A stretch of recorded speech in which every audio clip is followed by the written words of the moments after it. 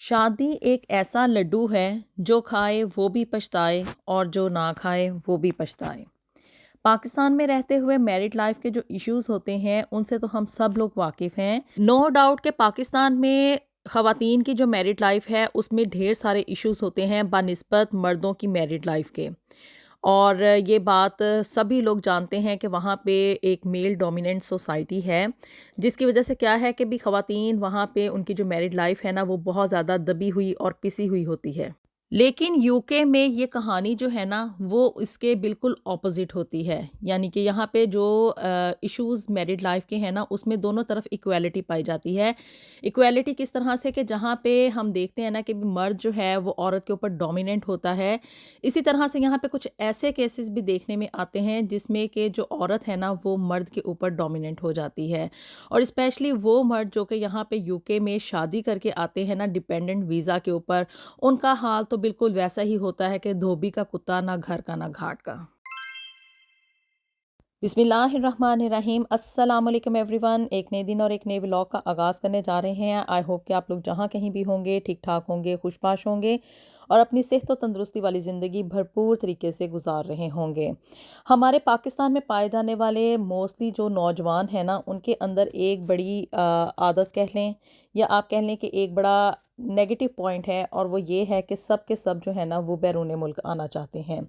बैरून मुल्क आने का मकसद सिर्फ़ और सिर्फ ये होता है कि यहाँ पे किसी भी अब्रॉड कंट्री में जाके ना वो ढेर सारा पैसा कमाना चाहते हैं। और मोस्टली लोगों को मैंने देखा है कि उनकी कोशिश ये होती है कि वो यूरोपियन कंट्रीज़ में से यूके में आना चाहते हैं, इसी तरह से अमेरिका या कनाडा।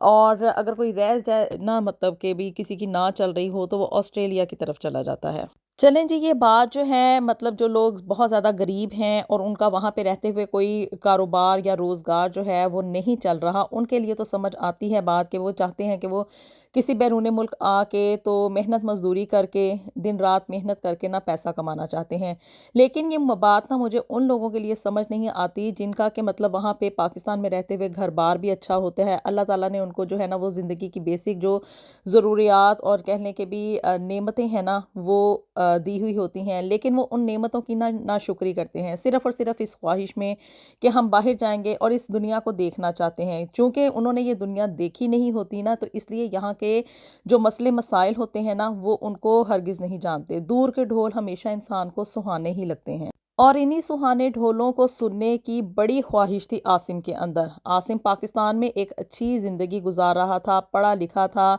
उसने वहाँ पे पाकिस्तान में मास्टर्स भी किया हुआ था और घर के हालात मतलब इतने ज़्यादा कोई ख़ास बुरे नहीं थे। अल्लाह का दिया हुआ उनके पास सब कुछ था, घर था, गाड़ी थी और बरसरे रोज़गार भी था। लेकिन जी स्टिल उसके अंदर ये ख्वाहिश थी कि वो बाहर यानी कि यूके आना चाहता था, चूँकि उसकी फूफी जो थी ना वो यहाँ पे यूके में मुकीम थी और अपनी फूफी को देखते हुए बचपन से देखता चला आ रहा था और उसका आना जाना देखना, उसका रहन सहन देखना, उसका उठना बैठना देखना और उसको आइडियलाइज़ करना शुरू कर दिया था कि भी ये भी शादी करके वहाँ पे यूके में गई थी तो अब मैं भी जो है ना वो शादी करके वहाँ पे यूके में ही जाऊँगा। लेकिन वो इस हकीकत को नहीं जानता था कि जितने भी लोग यहाँ से यूके से पाकिस्तान जाते हैं ना सैर सपाटे के लिए या अपनी हॉलीडेज स्पेंड करने के लिए, चंद दिनों के लिए एक रिलैक्स लाइफ गुजारने के लिए,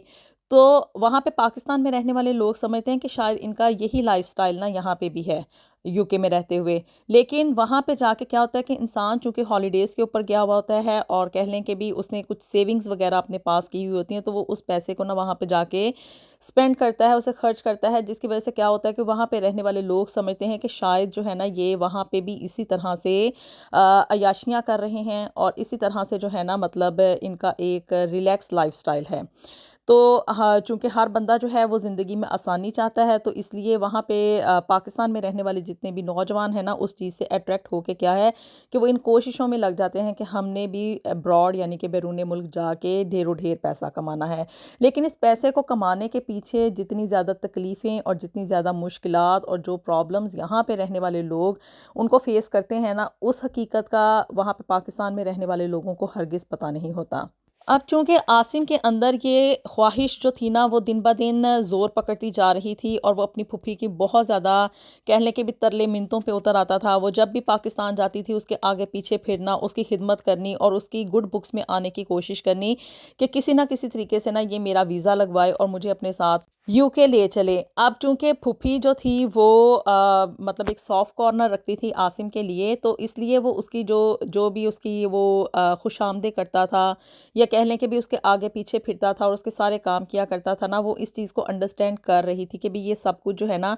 इसलिए किया जा रहा है कि ये मेरे साथ जो है ना वो यूके जाना चाहता है। अब जी उसकी फूफी ने इस चीज़ का मतलब उसको अंडरस्टैंड किया और उसकी इस ख्वाहिश का एहतराम करते हुए ना उसने यहाँ पे आसिम के लिए एक रिश्ता बताया कि यहाँ पे यूके में ना उसके एक फ्रेंड सर्कल में एक लड़की थी जिसके वालिदैन उसकी शादी यहाँ पे पाकिस्तान में करना चाहते थे और वो उसका रिश्ता तलाश कर रहे थे। आसिम की फूफी ने मिडल मैन का किरदार अदा किया और इस रिश्ते को करवाने में उसका जो मरकज़ी किरदार था ना वो ये था कि उसने यहाँ पे उसके वालिदैन को ये अपने भतीजे के बारे में बताया कि उसकी शादी करना चाह रहे हैं हम लोग और चाहते हैं कि भी लड़की जो है ना वो यहाँ पे बैरून मुल्क में हो यानी कि यूके में हो।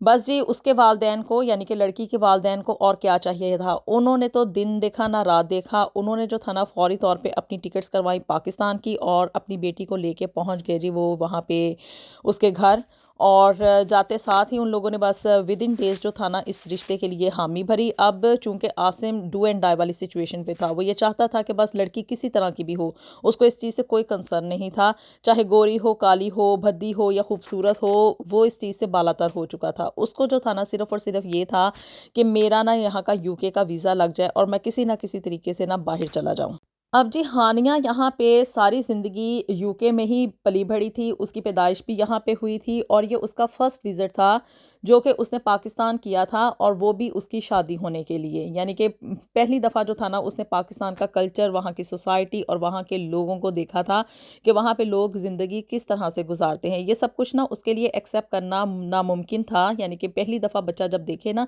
और इन सारी चीज़ों को एब्ज़ॉर्ब करना मुश्किल होता है। ये हानिया के वालिदैन की गलती थी कि उन्होंने सारी ज़िंदगी कभी भी अपनी बेटी को ना पाकिस्तान लेके गए, ना कभी वहाँ के कल्चर का और ना ही वहाँ की सोसाइटी के बारे में उसको अवेयरनेस दी। लेकिन अब चूँकि हानिया यहाँ पे यूके में रहते हुए उनके हाथों में से निकल रही थी और उनको वो मौत नज़र आ रही थी जो कि हानिया उनके सर पे कुछ ही दिनों में नाजिल करने वाली थी, यहाँ पे शादी करके अपनी मर्ज़ी की। इस मौत से बचने के लिए ना उन्होंने ये किया कि भी वहाँ पे पाकिस्तान हानिया को ले गए और कहा कि भाई बस अब हमने ये लड़का पसंद कर लिया है जो कि आसिम था, अब तुम इसके साथ ना शादी करने के लिए हामी भरो। हानिया बहुत ज़्यादा गोरी चिट्टी तो नहीं थी, लेकिन ये है कि उसकी पर्सनैलिटी इतनी ज़्यादा अट्रैक्टिव तो ज़रूर थी कि भाई चूँकि वो यहाँ पे यूके का कल्चर में ग्रोन अप हुई थी तो पूरा गोरियों वाला ना स्टाइल था उसका।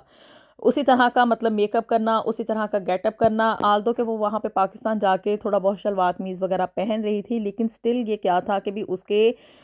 उठने बैठने में, उसके बोलने चालने में जो था ना वो गोरियों वाला स्टाइल देखने को मिल रहा था। आसिम वहाँ पे रहते हुए ना इस सारी चीज़ों को देख के बहुत ज़्यादा अट्रैक्ट हो रहा था, एडमायर कर रहा था कि भी मैं ना एक तरह से गोरी के साथ ही शादी करने जा रहा हूँ। लेकिन इनडायरेक्टली क्या था कि उसको ये पता नहीं था कि वो कौन-सी दोज़ख में जो है ना अपना पहला कदम रखने जा रहा है। खैर जी, हानिया चूँकि अपने वालिदैन के प्रेशर में थी, उसने वहाँ पे आसिम के साथ शादी तो कर ली और फिर शादी के बाद क्या था कि अभी हानिया के वालिदैन आसिम का वीज़ा वग़ैरह अप्लाई करके जो था ना यहाँ पे यूके में वापस आ गए और कुछ ही दिनों में जो था आसिम का वीज़ा भी लग गया और वो भी यहाँ पे यूके में आ गया।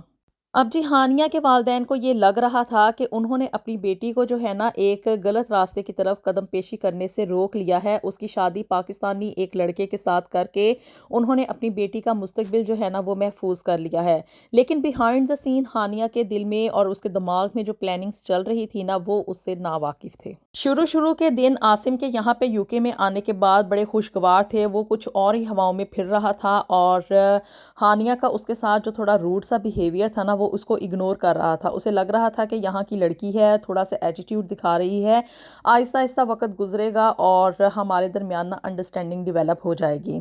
اور وہ اپنی پھوپھی کا بڑا شکر گزار تھا کہ بھی اس نے وہاں پہ یعنی کہ یو کے میں مقیم ایک برٹش نیشنل لڑکی کے ساتھ اس کی شادی کروا دی ہے, اور اب وہ یہاں پہ اپنی پھوپھی کے گھر بھی آیا جایا کرتا تھا. اور اسی طرح سے مطلب شروع میں کیا تھا کہ بھی یو کے دیکھنا, لنڈن جانا اور یہاں کی روشنیوں کو دیکھ دیکھ کے نا وہ بس خوش ہوتا رہتا تھا. پھر جی 1 مہینہ گزرا اور اس کے بعد کیا تھا کہ بھی ہانیہ کے والدین نے اور اسی طرح سے ہانیہ نے جو تھا نا اس کو اپنا اصل رنگ روپ دکھانا شروع کیا. اگرچہ کہ عاصم یہاں پہ آنے کے بعد ہانیہ کے والدین کے گھر میں ہی رہا, یعنی کہ ایک طرح سے وہ گھر دماد ہی بن چکا تھا, اس لیے گھر کے جو رہن سہن کے خرچے اور مطلب یہاں پہ رہنے کے جتنے بھی لیونگ ایکسپینسز ہوتے ہیں نا, وہ تو پہلا 1 مہینہ اس کو کوئی فیل نہیں ہوئے. اس کو یہاں پہ آنے کے بعد ایسا ہی محسوس ہو رہا تھا کہ زندگی جیسے واقعے میں ایک گلزار ہے, لیکن اس گلزار کو مطلب گزارنے کے لیے انسان کو جن کانٹوں پہ سے گزرنا پڑتا ہے نا, وہ ابھی اس سے ناواقف تھا. خیر جی 1 مہینہ گزرا, اس کے بعد کیا تھا کہ بھی ہانیہ کے والدین کی طرف سے یہ ڈیمانڈ آئی کہ عاصم اب جو ہے نا وہ جاب وغیرہ یہاں پہ نوکری تلاش کرے, کیونکہ یہ تو امپاسبل ہے کہ یہاں پہ رہتے وہ ساری زندگی انہی کے اوپر جو ہے نا وہ ڈیپینڈ کرے گا اور یہ لوگ جو ہیں اس کا خرچہ اٹھائیں گے. خیر جی عاصم نے جو تھا نا وہ جاب وغیرہ تلاش کرنے کی کوشش کی, اور اسی طرح سے اس نے اپنی پھپھو کی بھی ہیلپ لی کہ بھی مجھے یہاں پہ کچھ نوکری وغیرہ دلا دی جائے. اگرچہ کہ اس نے ماسٹرز کیا ہوا تھا, لیکن یہاں پہ آنے کے بعد مطلب اس کی ڈگری جو تھی نا اتنی کو خاص پڑھی لکھی ڈگریوں میں تو شمار نہیں ہو رہی تھی, اس لیے اس کو جو جاب تھی نا وہ اور جاب سے ہی سٹارٹ کرنی پڑی. یہاں پہ اس نے پیزا مین کی ڈیلیوری کے طور پہ جو تھا نا وہ اپنی پہلی نوکری جو تھی نا اسے شروع کیا. اب یہ کوئی آسان کام تو ہے نہیں یہاں پہ ڈیلیوری کی جاب کرنا, اتنی زیادہ یہاں پہ سخت سردی ہوتی ہے, اور جب یہاں پہ فل مطلب سردی کا سیزن چل رہا ہوتا ہے نا, تو اس وقت موٹر بائک کے اوپر بیٹھ کے یہ پیزا ڈیلیوری کی جاب کرنا بالکل ایسے ہی ہوتا ہے کہ جیسے انسان کسی سرد خانے میں ایک سرد جہنم میں جو ہے نا وہ داخل ہو چکا ہے. لیکن چونکہ عاصم کو یہاں پہ یو کے میں آنے کا بڑا شوق تھا اور وہ پاؤنڈز میں کھیلنا چاہتا تھا, اس نے یہ ساری سختیاں جو تھیں نا اس کو برداشت کیا اور اپنی جو جاب تھی نا اس کو کنٹینیو کیا. دوسری طرف کیا تھا کہ بھی ہانیہ کا رویہ نا اس کے ساتھ بالکل بھی کوئی قابل ستائش نہیں تھا, کوئی وہ اس کو ایڈمائر نہیں کرتی تھی, اور نہ ہی اس کے ساتھ کوئی اتنا مطلب پولائٹلی یا ہنس کھیل والا یا کوئی فرینڈشپ والا ماحول تھا. ہر وقت وہ جو تھا نا عاصم کے ساتھ روڈلی بیہیو کیا کرتی تھی, اور آپ کو پتہ ہے کہ یہاں کے جو برٹش بچے ہوتے ہیں ان کا جو ایکسنٹ ہے نا وہ کافی روڈ ہوتا ہے. تو جب وہ بات کرتی تھی نا تو اس کے ساتھ موسٹلی انگلش میں بات کرنی, اس کو اس طرح سے تانے وغیرہ دینے, اور آگے سے جو تھا نا مطلب اس کو کسی بھی چیز میں ایڈمائر نہیں کیا کرتی تھی, بلکہ الٹا اس کو نا تانے وغیرہ دیا کرتی تھی کہ وہ جو ہے نا یہاں پہ اس کے اوپر ڈیپینڈ کر کے آیا ہے اور اس کا ڈیپینڈنٹ ہے, اور اگر وہ اس کے ساتھ شادی نہ کرتی, اس کا ویزا نہ لگواتی, تو کبھی عاصم جو تھا نا وہ یہاں پہ یو کے میں نہیں آ سکتا تھا. وہی نارمل طریقہ واردات جو کہ یہاں پہ رہنے والے برٹش پاکستانیوں کا نارملی ہوتا ہے اس شادی والے چکر میں. چونکہ ہانیہ عاصم کو دلی طور پہ پسند نہیں کرتی تھی, اور وہ یہ کبھی نہیں چاہتی تھی کہ پاکستان میں اس کی شادی ہو, کیونکہ وہ یہاں پہ جو تھا نا کسی گورے کے ساتھ شادی کرنا چاہ رہی تھی. وہ اس کا فرینڈ تھا اور سٹل وہ اس کا فرینڈ تھا, یعنی کہ شادی ہو جانے کے باوجود والدین کی نظروں سے اس نے چھپا کے جو تھا نا اس دوستی کو کنٹینیو کیا ہوا تھا, کیونکہ وہ کیا تھا کہ عاصم کے ساتھ شادی ہونے سے پہلے اس گورے کے ساتھ جو تھا نا کرس کے ساتھ وہ شادی کرنا چاہ رہی تھی. لیکن والدین کے بے جا اختلاف کے اوپر اور اس کی مطلب ڈانٹ ڈپٹ کے اوپر, ان کے ڈراوے کے اوپر آ کے جو تھا نا ہانیہ نے عاصم کے ساتھ شادی تو کر لی, لیکن کیا تھا کہ وہ اس شادی کو مزید کنٹینیو نہیں کرنا چاہتی تھی, جس کی وجہ سے کیا تھا کہ وہ عاصم کے ساتھ بڑا ہی روڈلی بیہیو کیا کرتی تھی. اسی طرح سے کرتے کرتے کیا تھا کہ بھی شادی کو 1 سال گزر گیا, اللہ تعالیٰ نے ان کو ایک بیٹی عطا کی, لیکن سٹل کیا تھا کہ بھی ہانیہ جو تھی نا وہ عاصم سے خوش نہیں تھی. وہ یہ چاہتی تھی کہ کسی نہ کسی طریقے سے میرا جو ہے نا وہ چھٹکارا وہ حاصل کر لے عاصم سے. اب کیا تھا کہ بھی یہاں پہ یو کے میں عاصم جو تھا اور جاب کر رہا تھا, کوئی اتنا خاص پڑھا لکھا نہیں تھا, اور اس کے لیے یہاں پہ بہت ڈھیر ساری ارننگ کرنا تو امپاسبل تھا.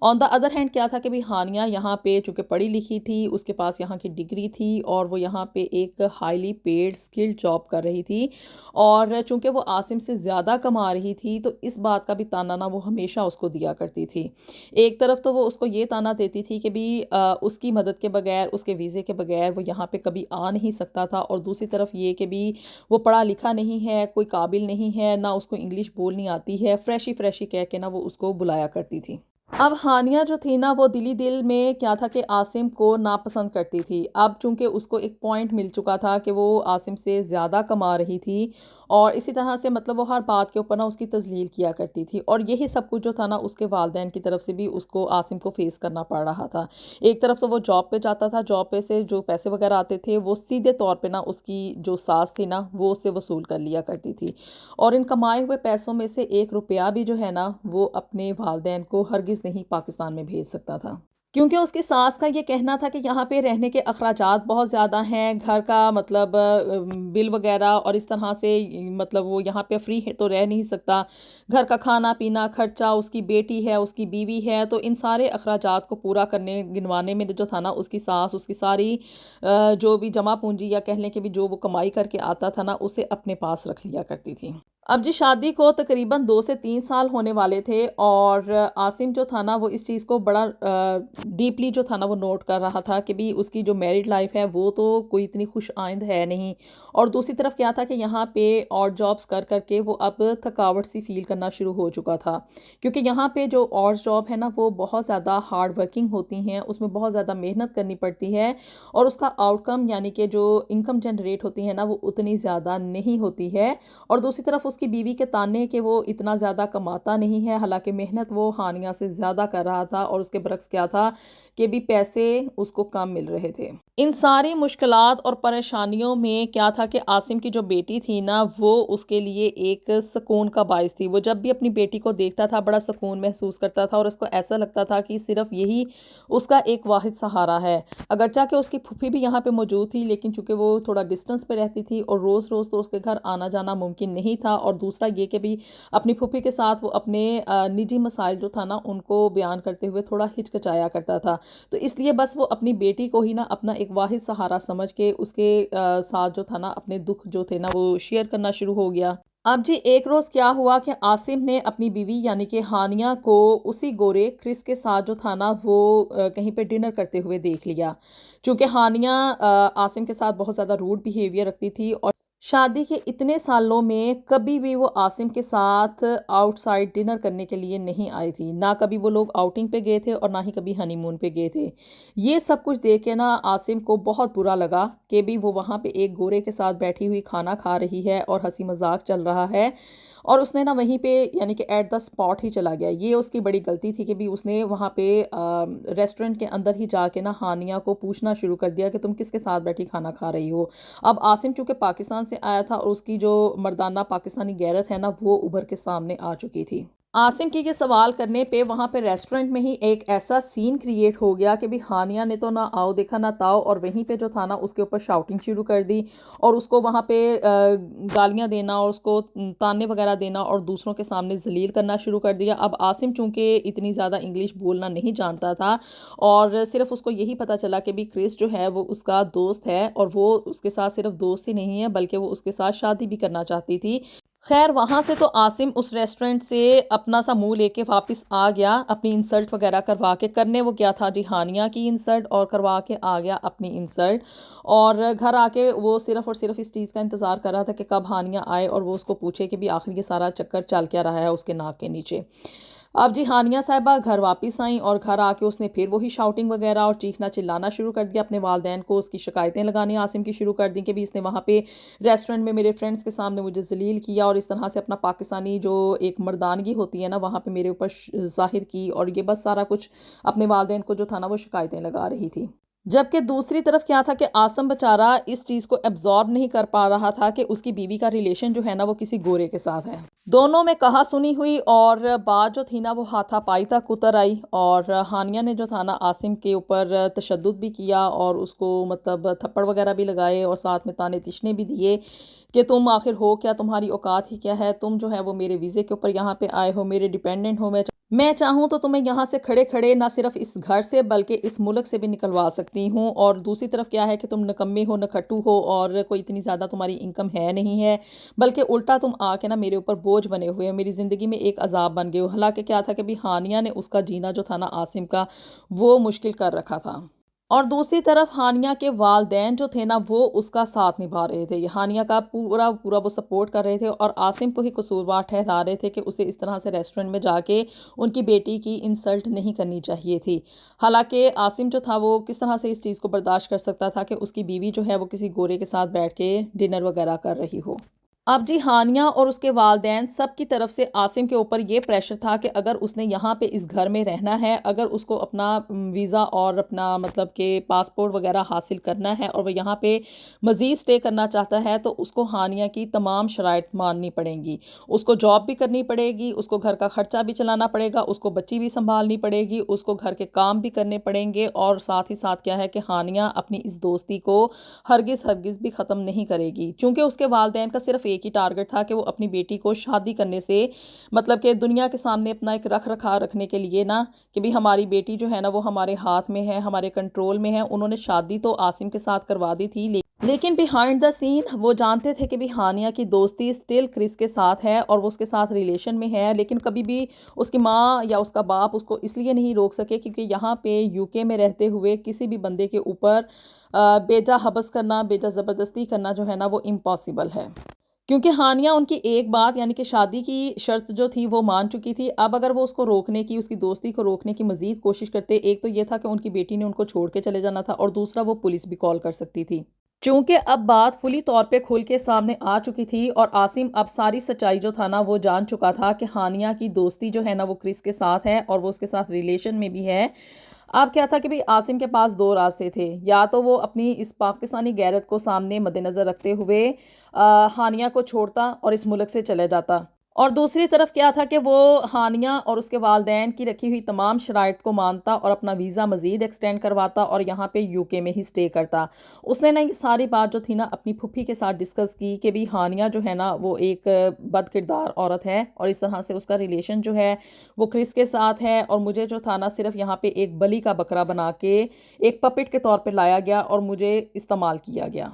اس کی پھپھی کے لیے یہ ساری باتیں مطلب کچھ نئی نہیں تھی، چونکہ وہ یہاں کے سسٹم کو جانتی تھی اور یہاں کے مطلب کلچر میں رہتے ہوئے جو پاکستانی پیرنٹس کو پرابلمز درپیش ہوتی ہیں وہ ان کو اچھے طریقے سے جانتی تھی۔ تو اس لیے اس نے عاصم کو جو تھا نا وہ یہی مشورہ دیا کہ اس کو اپنی شادی کو ہی کنٹینیو کرنا چاہیے، اس کو ہانیہ کی تمام شرائط مانتے ہوئے اس کے سامنے سر تسلیم خم کر دینا چاہیے، چونکہ اب اس کی ایک بیٹی ہے اور اس کو اپنی اولاد کے بارے میں سوچنا چاہیے۔ اگر اس نے یہاں پہ کوئی اونچ نیچ کی عاصم نے اور وہ یہاں سے ہانیہ کو طلاق دے کے واپس پاکستان چلا جاتا ہے تو یہ بچی جو ہے نا وہ ہانیہ کے پاس ہی رہے گی، کیونکہ یو کے کا قانون ہے کہ اولاد جو ہے وہ 18 سال کی عمر تک ماں کے پاس ہی رہتی ہے۔ تو اپنی بچی کو تو تم بھول جاؤ کیونکہ وہ ساری زندگی تمہیں نہیں ملے گی، اور کیا ہے کہ بھی اب چونکہ ہانیہ کے والدین اس کو مزید روک نہیں سکتے تو ہانیہ کرس کے ساتھ شادی کرے گی اور تمہاری بیٹی جو ہے نا وہ گوروں کے گھر میں چلی جائے گی، اور الٹیمیٹلی کیا ہے کہ تمہاری جو اولاد ہے نا وہ گوری بن جائے گی اور بے راہ روی کا شکار ہوگی۔ چونکہ اب تم کچھ نہیں کر سکتے ہو، تم اس دلدل میں پھنس چکے ہو، تو اب اس سے نکلنے کا بہتر راستہ یہی ہے کہ تم اب اپنی اولاد کے بارے میں سوچو اور ہانیہ کا دل جو ہے نا اس کو بدلنے کی کوشش کرو۔ عاصم بیچارہ مرتا کیا نہ کرتا، اس کو یہ شادی جو تھی نا اس کے گلے میں ایک ایسے توق کی طرح پھنس چکی تھی۔ ایک طرف تو کیا تھا کہ اس کے لیے ہانیہ کا یہ روڈ بیہیویئر اور اس کی بے راہ روی جو تھی نا اس کو ایبزارب کرنا بہت زیادہ مشکل ہو رہا تھا، اور دوسری طرف وہ اپنی بیٹی کی طرف دیکھتا تھا کہ اگر میں اس کو اس دیار غیر میں اکیلا چھوڑ کے چلا جاؤں گا تو یہ تو یہاں کے کلچر کے مطابق واقعے میں گوری ہی بنے گی۔ اس نے اپنی اولاد کی خاطر یہ زہر جو تھا نا وہ ہنسی ہنسی پی لیا اور اپنی زندگی کو عذاب میں ڈال کے اپنی اولاد کو اس دلدل میں سے وہ باہر نکالنا چاہتا تھا۔ اس نے ہانیہ کی غلامی منظور کر لی، اور یہ سب کچھ جو تھا نا صرف اور صرف اس نے اپنی بیٹی کو اس بیڈ کلچر سے بچانے کے لیے کیا تھا۔ اسی طرح سے زندگی چلتی رہی اور ہانیہ نے اپنی دوستی کرس کے ساتھ ساری زندگی نہیں ختم کی۔ ہانیہ کے والدین کی کچھ عرصے کے بعد ڈیتھ ہو گئی۔ اب عاصم کی شادی کو ہوئے ہوئے تقریباً 15 سے 18 سال ہونے کو تھے، اور عاصم نے جو تھا نا اب اپنا پاسپورٹ یعنی کہ یو کے کی جو نیشنلٹی ہے نا وہ لے لی تھی۔ اب زندگی چونکہ آگے سے آگے کی طرف چل رہی تھی، اس کی بیٹی تقریباً سمجھدار ہو چکی تھی۔ جیسے ہی عاصم کی نیشنلٹی ہوئی اس نے ہانیہ کو طلاق دی اور اپنی بیٹی کو لے کے وہ واپس پاکستان آ گیا۔ अपनी बेटी को तो वो उस दलदल में से निकाल लाया, लेकिन उसकी ज़िंदगी जो थी ना, वो वहाँ पे यूके में रहते हुए बहुत ज़्यादा मुश्किल थी। उसको ऐसे ही फ़ील होता था कि जैसे वो किसी जहन्नुम में है, कोई अज़ाब काट रहा है और इस अज़ाब को ख़त्म होने में अभी बहुत टाइम बाकी है। अब वो पाकिस्तान आ चुका था अपनी बेटी को लेके और यहाँ पे आके उसने ऐसा ही महसूस किया कि उसका जो ये फ़ैसला था ना यूके जाने का और वहाँ पे शादी करने का, ये उसकी ज़िंदगी का सबसे ज़्यादा गलत फ़ैसला था। आप लोगों की इस बारे में क्या राय है? अपनी राय से आपने मुझे ज़रूर आगाह करना है कि वो मर्द हज़रात जो कि यूके में जाके शादी करते हैं या यहाँ से पाकिस्तान से यूके में शादी करके जाते हैं, क्या आया कि उनकी ज़िंदगी का ये फ़ैसला ठीक है या गलत है, या उनको कौन से इक़दामात लेने चाहिए यूके जाने के लिए? वीडियो पसंद आई हो तो इसको लाज़मी लाइक एंड शेयर भी कर दें और जो मेरे चैनल को भी जल्दी से सब्सक्राइब कर दें। मिलेंगे आपसे नेक्स्ट वीडियो में with something new and something very interesting. Until then, अल्लाह हाफ़िज़।